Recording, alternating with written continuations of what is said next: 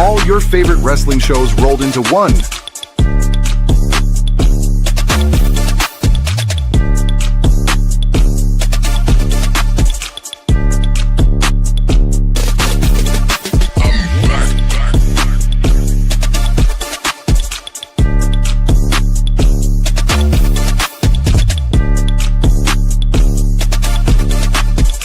Welcome to the We Book It podcast. Let's start the show.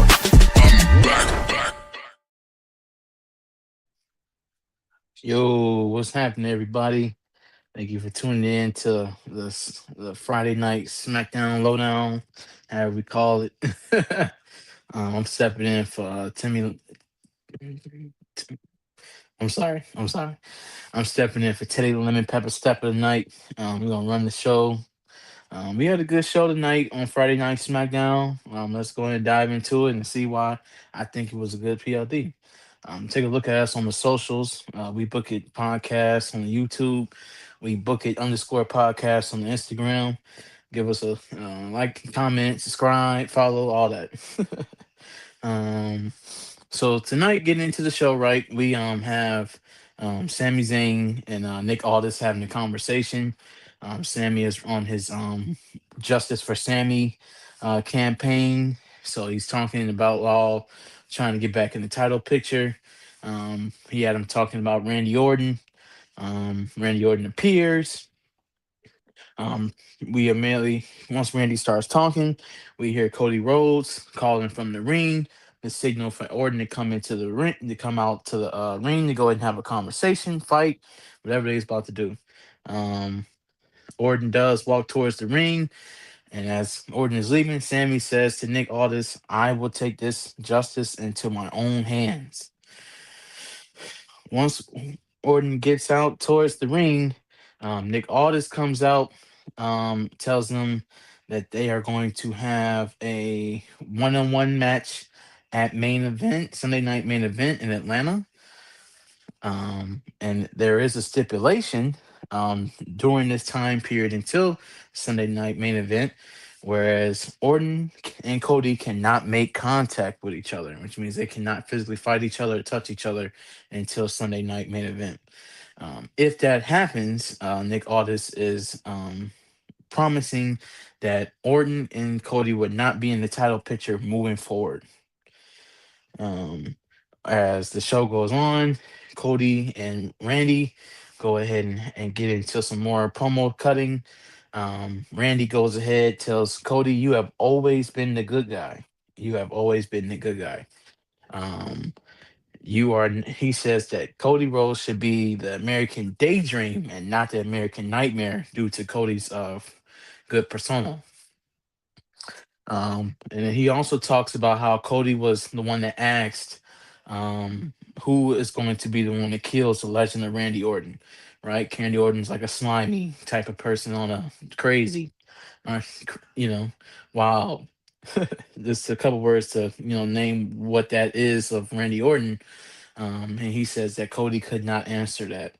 Um, Cody goes ahead and responds and says, "You can go ahead and chase all the titles, but just remember, you're going to always end up back towards me, and I am QB1."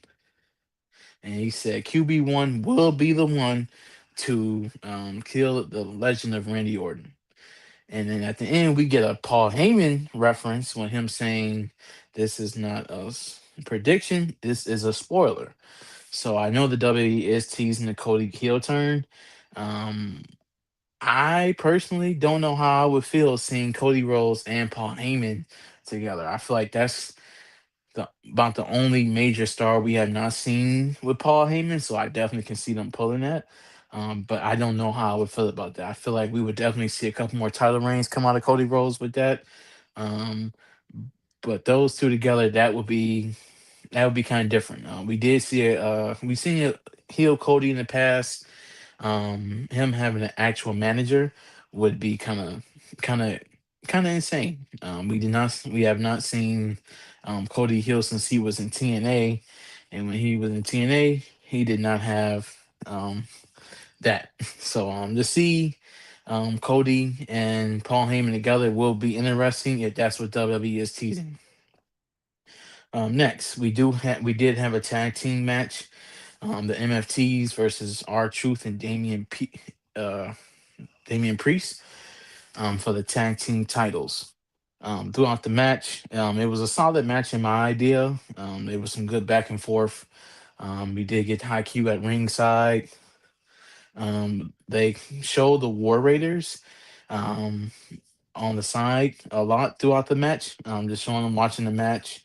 So I definitely see the War Raiders getting some time, chasing after the belts of whoever was the winner of this match. And the winner of the match was the MFTs taking the title and retaining. Towards the end of the match, we did see an intense moment where I personally thought we were going to get a heel turn of Damian Priest, but that did not happen, unfortunately. But going forward, we can expect to see the MFTs in more action, defending the tag team titles. I know we have the War Raiders coming out the gate, and we do have Shinsuke Nakamura and his new tag team partner as well coming into that fold. We did get next in the show. We did get a CM Punk and Randy Orton segment where Orton interrupted Punk backstage getting an interview, saying that I am coming. If you were to win this match, I am coming for number 15. So the WWE is possibly teasing a possible one-on-one match for the WWE Championship between CM Punk and Randy Orton. I would personally like to see that right now. That would be a good match. Um, if we know the last time we saw that match was the Flying RKO at WrestleMania. So definitely want to see that with as far as a more aggressive side, Randy Orton and current champion CM Punk. Next, we did get a backstage promotion with Tiffy and Chelsea. With Tiffy coming out the locker room preparing for her match, she was joined by Chelsea Green, who was apologizing to her for the actions that happened last week. As we know, we do have a new United States Women's Champion and JC Jane, which means that Tiffany is no longer the champion. This was due towards Tiffy busting her ribs. So Chelsea at the hands of Chelsea Green on accident. So we were getting Chelsea apologizing to Tiffy. Tiffy was very understanding and said, "Please do not interfere in my match tonight." Um, we the two walked past Paige, where Paige was telling Chelsea how much she saluted her um, for um, her speech last week for her retaining the title. Um, and then we have Fatal Influence coming up, talking to Paige, Chelsea, and Tiffy. Paige did say that she did want some gold back around her waist, and that they should beware for her coming. The next, we got a teaser of Blake Monroe before she had her match. She was talking in the crowd, cutting the heel promo, where she attacked the fans of Toronto. So next we had the highly anticipated debut of Blake Monroe. What's a match versus Giulia. Um, at the start of the match, we did have Giulia get attacked by Blake. It got more into the ring where Blake and Giulia had a back and forth fighting, where Blake dominating that interaction, and there was no match. The bell never rung, and we had Blake hitting the finisher to finish off the match, which now caused Blake to not have her debut, where she got out the ring and said, "I am only championship material." So interesting start for Blake Monroe. We are seeing her more on television. This was the first time I saw her come out to the ring. She was moving pretty great. So be on the lookout for this to see what's going to be her debut match. I'm sure we'll probably get one next week or the week after. Okay. Next, we had a segment between Charlotte Flair, Alexa Bliss, and Tatum Paxley. Um, Backstage, they were interrupted by Jade, Meacham, and B-Fab, where um, Meacham decided to challenge Tatum Paxley to a match next week. So next week we will get the debut of Tatum Paxley on WWE SmackDown. All right, next segment we had Baron Corbin um, and Trick Williams. Trick Williams and Lil Yachty hit the stage, and Lil Yachty called out to have Baron Corbin come out to the ring, where these two um, were having a conversation back and forth.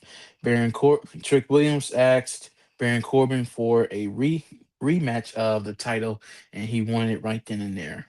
Baron Corbin rejected the title rematch and said that Trick has had his share of rematches, um, and that he would like to not face him in the future. Also, we are getting the title back to where it originally was. The fur is coming off.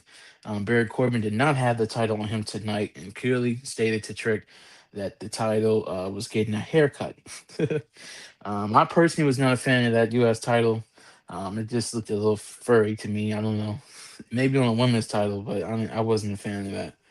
Um, we did have Lil Yachty come up and hit Baron Corbin with the kendo stick, and then also with Trick Williams kicking him out the ring, where Baron Corbin did get the mic and say, I will give you a rematch at Sunday Night Event in your hometown, but Lil Yachty will have to face me in a match, and he will have to survive 5 minutes for you to get your rematch. Personally, I knew it was coming. I knew Lil Yachty was going to get a match. I just didn't know when it was going to come. I thought it was going to be against Trick Williams. So we will see Lil Yachty versus Baron Corbin for 5 minutes. If Lil Yachty is able to survive for 5 minutes, we would get Baron Corbin versus Trick. If Lil Yachty does not survive 5 minutes, we would not get Trick Williams versus Baron Corbin at Sunday night main event in Atlanta. But definitely saw this coming. That Lil Yachty will be used in Atlanta. I am interested to know how long we're going to get Lil Yachty um, being alongside Trick Williams on regular programming. So, if you guys will go ahead and put that in the comments section, how long do you guys think that Lil Yachty is going to continue being on WWE television on a regular basis? Let us know in the comments, right? All right. Next, we have Finn Balor. Um, we had Kevin Owens backstage. Kevin Owens was talking to Kathy Kelly about his upcoming match. Then appeared Finn Balor, who was talking to KO about why would you come back against WrestleMania when he had his triumphant return. Then again, Gunther appeared talking to Kevin Owens, saying that Finn Balor is not the person you need to worry about. You need to worry about me. Um, then off the segment, Gunther disappeared, which we got Finn Balor back still talking to Kevin Owens. Um, Finn tells KO, if you do win tonight, I will be waiting on the other side, prompting that we may see Kevin Owens and Finn Balor in the future. I definitely want to see that. Definitely, with the way Kevin Owens is looking good right now, and Finn Balor is getting back to that old form that he was in too as well. That would be a good match for WWE. Next we had Tiffany and Lash Legend. Tiffany faced off against Lash in a one-on-one match with Nia Jax on the side. They did go ahead and have a decent match. Tiffany was hurt. I do think that there might be a little bit of her being more hurt because there was a little bit of caution with handling her when it came to Last Legend. Last Legend could have threw her into the ring post, and she did not. She basically just like hit her up against the ring post. So I definitely see that there might be a little bit of actual injury for Tiffany. Um, the match was good, had a good match. I feel like it was in the contention for match of the night.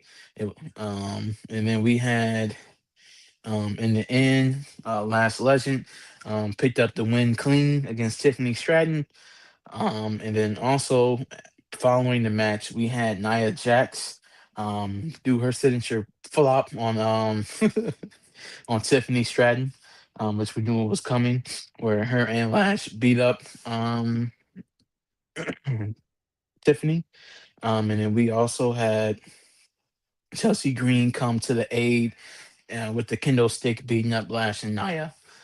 So going forward, I'm interested to see where they're going to take this with Tiffany and Chelsea. Um, especially with Chelsea not being able to perform right now for a couple of weeks. Um, are we going to see Tiffany turn on Chelsea, or what's going to happen? Right. Um, Also, Last Legend looked pretty good in this match, so I do see her gaining some traction. I would like to see her in the U.S. title picture, so we can go ahead and get some more gold on her. Maybe get her up to the women's championship. Okay, now we're going to go to the main event between Kevin Owens and CM Punk. Kevin Owens came out to the match fired up, had the crowd going, energetic, electric. Where we had CM Punk come out to some boos. And again, the match almost was kicked off before the bell even rung with Punk hitting Kevin Owens with a slick shot. Them two going back and forth, pushing up against each other. Um, CM Punk got some boos by being introduced. He kind of was surprised by that. Throughout the match, I was kind of surprised how Punk played the heel role. He was doing a lot of like Hulk Hogan move, like uh what's it called, chants or whatever, with the little hand motions. Um, and we also had Kevin Owens was, of course, the baby face of the match. The two had it back and forth. Punk started off getting his behind whooped by Kevin Owens. And we also had Punk come back with his own moves.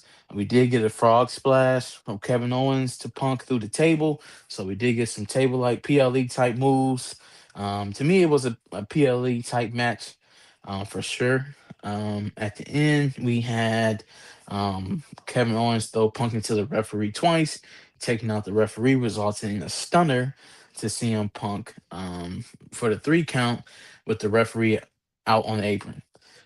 This um, had gave the opportunity to Punk to recuperate while Kevin Owens was staring out to the apron, calling for the referee to get up. Punk hit his own, go to sleep with the referee still down, missed the 3 count. We had Sami Zayn come out to the ring and throw Punk into the ring post, throwing Punk back into the ring, where CM Punk was hit by the stunner again by Kevin Owens, with Sami Zayn throwing the referee into the ring for the 2 count. Then we had Sami Zayn throw the championship belt into the ring for Kevin Owens to use his advantage. Kevin Owens told CM Punk, "I am not going out this way. I'm not doing it this way." Threw the belt back to Sammy, resulting in Sammy hitting Kevin Owens with a blow to the head with the title, leading to CM Punk hitting the go to sleep for the 1, 2, 3 count for the win. That left me kind of shocked because honestly, I'm tired of seeing Sami Zayn and Kevin Owens. I feel like how many times do we need to see this? Um, let's go ahead and start something new, please, WWE. We do not need to see Kevin Owens back and facing Sami Zayn. We got that 2 years ago. Let's go ahead and have Kevin Owens face against some newer people. I was shocked to see Kevin Owens not win this match. There were times in the match I definitely felt like he was going to win. He was in Toronto. WWE has been on a hot streak on giving people the title wins in their home countries and cities. We saw Sami Zayn win it in his hometown. Drew McIntyre win it in his hometown. So it's been. I thought the writing was on the wall for that to happen. At the end of the match, with CM Punk hitting his Hulk Hogan taunt, Punk Hogan taunt, if you want to call it that. We did see Sami Zayn take the title and hit Punk with it over the head, um, which we saw Kevin Owens get back into the ring to get up towards Sammy, and Sammy did clock Kevin Owens with the title again. And then we had Sammy continue to hit Punk with the title, where Sammy clearly said, "You stole this title from me, so my justice is this coming back to me around my waist." Which the show ended from there. My honest thoughts about this SmackDown is that I believe it was one of the better SmackDowns that we've had in a very long time. We saw a lot of versatility, especially with this match between Punk and Kevin Owens. If you know me, I'm very critical of the way that Punk wrestles now, but I feel like he was very in tune in this match, keeping up pretty good. I do think that we are going to have a triple threat match going forward between Sami Zayn, Kevin Owens, and CM Punk. For that will determine the winner, who will be the champion moving forward for a couple of months. Um, but definitely a good build up to that match. Do we get it at Sunday Night Main Event? I don't know. But I do think that match is coming in the future. But overall, it was a great match of the night, of course. And with SmackDown, I'm just interested to see what happens forward, moving forward with SmackDown. Okay. Other than that, thank you guys for tuning into the show. If you have any comments you want to say about the show, go ahead and put them in the comment section. But do remember to like and post a comment on this video. Thank you guys very much for tuning in.